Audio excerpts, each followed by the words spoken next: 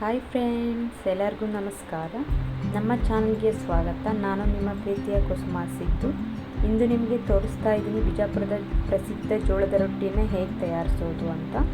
ನಾನಿಲ್ಲಿ ಜೋಳದ ಹಿಟ್ಟನ್ನು ತಗೊಂಡಿದ್ದೀನಿ. ಹಿಟ್ಟಿಗೆ ಸ್ವಲ್ಪ ಬಿಸಿ ನೀರನ್ನು ಆ್ಯಡ್ ಮಾಡ್ತಾ ಇದ್ದೀನಿ. ಆ್ಯಡ್ ಮಾಡಿ ಮತ್ತು ಚೆನ್ನಾಗಿ ಮಿಕ್ಸ್ ಮಾಡ್ತಾ ಇದ್ದೀನಿ. ಚೆನ್ನಾಗಿ ಒಂದು ಹದ ಬರೋವರೆಗೂ ಮಿಕ್ಸ್ ಮಾಡ್ಕೊಳ್ಳಿ. ಇನ್ನು ಬಿಜಾಪುರ ಅಂದರೆ ಕೇವಲ ಐತಿಹಾಸಿಕ ಸ್ಥಳವಲ್ಲ, ಇಲ್ಲಿನ ಆಹಾರವೂ ಕೂಡ ಅದ್ಭುತ. ವಿಶೇಷವಾಗಿ ಜೋಳದ ರೊಟ್ಟಿಯನ್ನು ಮೃದುವಾಗಿದ್ದು ಮತ್ತು ಸ್ವಾದಿಷ್ಟವಾಗಿದ್ದು ಆರೋಗ್ಯಕ್ಕೂ ತುಂಬ ಒಳ್ಳೆಯದು. ಹಾಗಾದರೆ ಶುರು ಮಾಡೋಣ. ಪದಾರ್ಥಗಳು: ಜೋಳದ ಹಿಟ್ಟು, ಸ್ವಲ್ಪ ಬಿಸಿ ನೀರು ಮತ್ತು ಉಪ್ಪು ಎಲ್ಲವನ್ನು ಹಾಕ್ಕೊಂಡು ಸ್ವಲ್ಪ ನೀರನ್ನು ಆ್ಯಡ್ ಮಾಡ್ತಾ ಚೆನ್ನಾಗಿ ಮಿಕ್ಸ್ ಮಾಡೋಣ. ಚೆನ್ನಾಗಿ ಮಿಕ್ಸ್ ಮಾಡ್ತಾ ಹಿಟ್ಟನ್ನು ಕಲಿಸ್ಕೊಳ್ಳೋಣ. ಕೈಯಿಂದ ಚೆನ್ನಾಗಿ ನಾದ್ಕೊಳ್ಳೋಣ. ಜೋಳದ ರೊಟ್ಟಿ ಅಂದರೆ ಕೇವಲ ಒಂದು ಆಹಾರವಲ್ಲ, ಅದು ನಮ್ಮ ಸಂಸ್ಕೃತಿ, ನಮ್ಮ ಬದುಕಿನ ಭಾಗ. ಮತ್ತು ಬಿಜಾಪುರ, ಬಾಗಲಕೋಟೆ, ವಿಜಯಪುರ ಈ ಕಡೆಗಳಲ್ಲಿ ಬೆಳಗಿನ ಊಟ, ಮಧ್ಯಾಹ್ನದ ಊಟ ಎಲ್ಲ ಕಾಲಕ್ಕೂ ಜೋಳದ ರೊಟ್ಟಿಯೇ ರಾಜ. ಮೊದಲಿಗೆ ನೋಡೋಣ ಇದರ ಹಿಂದೆ ಇರುವ ಕತೆ. ಹಳೆಯ ಕಾಲದಲ್ಲಿ ರೈತರು ಹೊಲದ ಕೆಲಸಕ್ಕೆ ಹೋಗುತ್ತಿದ್ದರು.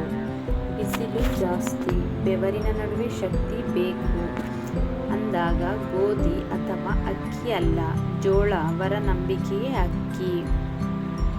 ಅದು ಶಕ್ತಿದಾಯಕ, ಚಳಿ ಕಡಿಮೆ ಮಾಡೋದು, ಹೊಟ್ಟೆ ತುಂಬಿಸೋದು. ಅದಕ್ಕಾಗಿಯೇ ಜೋಳದ ರೊಟ್ಟಿಯನ್ನು ನಮ್ಮ ಹಿಂದಿನ ಕಾಲದವರು ನಮ್ಮ ಊಟದ ಜೀವಂತ ಭಾಗವನ್ನಾಗಿ ಮಾಡಿಕೊಂಡಿದ್ದರು. ಈ ಚಿಕ್ಕ ಕಥೆಯನ್ನು ನಾನು ನಿಮಗೆ ಪರಿಚಯಿಸಿದೆ. ಇನ್ನು ಹಿಟ್ಟನ್ನು ಸ್ವಲ್ಪ ನೀರು ಹಾಕಿ ಚೆನ್ನಾಗಿ ನಾದ್ಕೊಳ್ಬೇಕು. ಸ್ವಲ್ಪನೇ ನೀರನ್ನು ಆ್ಯಡ್ ಮಾಡ್ತಾ ಚೆನ್ನಾಗಿ ಮೃದುವಾಗಿ ನಾದಬೇಕು. ನಾವು ಹಿಟ್ಟನ್ನು ಎಷ್ಟು ಚೆನ್ನಾಗಿ ನಾದ್ತೀವೋ ಅಷ್ಟು ಚೆನ್ನಾಗಿ ರೊಟ್ಟಿ ತುಂಬ ಚೆನ್ನಾಗಿ ಬರುತ್ತದೆ. ಹಿಟ್ಟಿಗೆ ಸ್ವಲ್ಪ ನೀರನ್ನು ಆ್ಯಡ್ ಮಾಡ್ಕೊಳ್ತಾ ಚೆನ್ನಾಗಿ ನಾದಬೇಕು. ಒಂದು ಹದ ಬರುವ ರೀತಿಯಲ್ಲಿ ಹಿಟ್ಟನ್ನು ನಾದ್ಕೊಳ್ಬೇಕು. ಹೇಗೆ ಸ್ಮೂತಾಗಿ ತುಂಬ ಚೆನ್ನಾಗಿ ರೊಟ್ಟಿ ಲೇಯರ್ ಬರುತ್ತೆ. ಹಿಟ್ಟನ್ನು ಎಷ್ಟು ಚೆನ್ನಾಗಿ ನಾವು ನಾದ್ಕೊಳ್ತೀವೋ ಅಷ್ಟು ಚೆನ್ನಾಗಿ ರೊಟ್ಟಿ ತುಂಬ ಚೆನ್ನಾಗಿ ಬರುತ್ತೆ. ಸ್ವಲ್ಪ ನೀರನ್ನು ಮಿಕ್ಸ್ ಮಾಡ್ಕೊಳ್ತಾ ಸ್ಮೂತಾಗಿ ಬರೋವರೆಗೂ ಹಿಟ್ಟನ್ನು ಚೆನ್ನಾಗಿ ನಾದ್ಕೊಳ್ಳೋಣ. ನೋಡಿ, ಕಾಣಿಸ್ತಾ ಇರ್ಬೋದು ಹೇಗೆ ಸ್ಮೂತಾಗಿ ಬರೋದಕ್ಕೆ ಸ್ಟಾರ್ಟ್ ಆಯಿತು ಹಿಟ್ಟು. ಸ್ವಲ್ಪ ನೀರನ್ನು ಆ್ಯಡ್ ಮಾಡಿ ಮತ್ತೆ ನಾದ್ಕೊಳ್ಳೋಣ. ಇನ್ನು ಸ್ಮೂತಾಗಿ ಹಿಟ್ಟು ಬರಬೇಕು. ಒಂದು ಹದಕ್ಕೆ ಬಂದ ನಂತರ ಅದನ್ನು ಸೈಡಿಗೆ ಚೆನ್ನಾಗಿ ನಾದ್ಕೊಳ್ತಾ ಸೈಡಿಗೆ ಇಡೋಣ.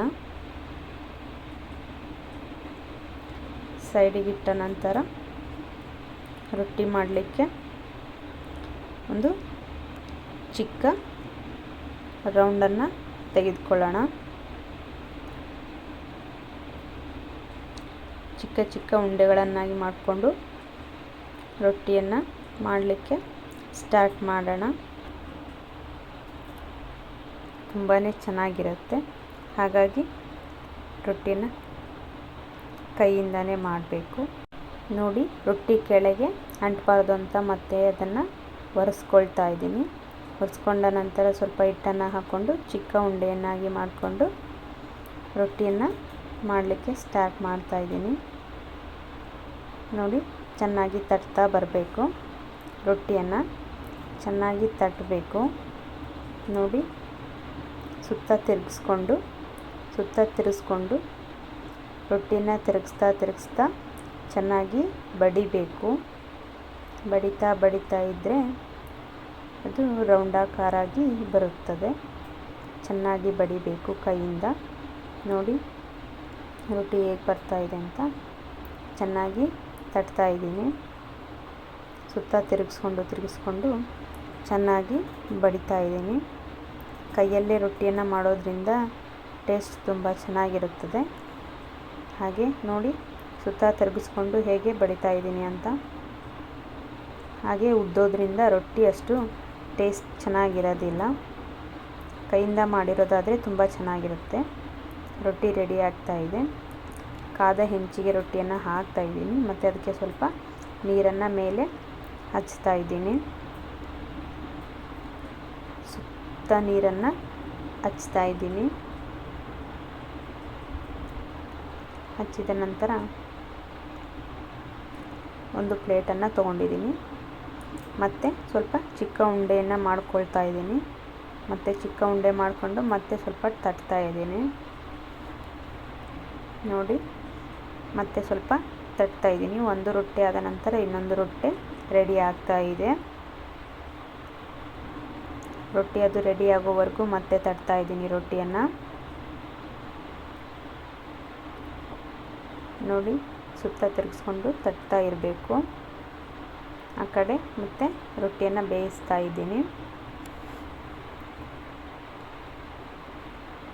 ಮತ್ತು ರೊಟ್ಟಿಯನ್ನು ತಟ್ತಾ ಇದ್ದೀನಿ. ಚೆನ್ನಾಗಿ ತಟ್ಟಬೇಕು ರೊಟ್ಟಿಯನ್ನು. ಮತ್ತು ರೊಟ್ಟಿಯನ್ನು ಬೇಯಿಸ್ಕೊಳ್ಳೋಣ. ಸ್ವಲ್ಪ ರೊಟ್ಟಿಯನ್ನು ಒತ್ತಿ ಬೇಯಿಸೋದರಿಂದ ಫುಲ್ ಥರ ಬರುತ್ತದೆ ರೊಟ್ಟಿ ಮತ್ತು ಸ್ಮೂತಾಗಿ ಬರುತ್ತೆ. ನೋಡಿ ಸ್ವಲ್ಪ ಹೀಗೆ